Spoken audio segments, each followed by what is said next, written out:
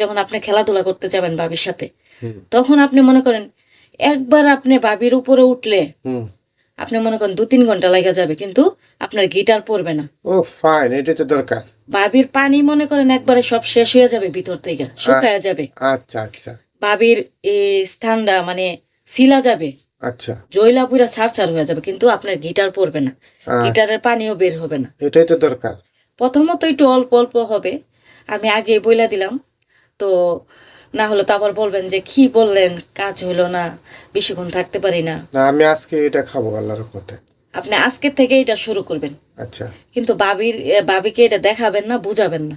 না, আমি বাহিরের থেকে খাই আর আসবো, হ্যাঁ বিশেষ বুঝবো করে কি করে। পারলে মনে করেন নিজে তো বাইরেতে খাই আসবেন, বাইরে কিন্তু গরুর দুধ বিক্রি করে, অনেক দোকানে চা বানা, ওইখান থেকেও খাই আসতে পারেন, কোনো প্রবলেম নেই।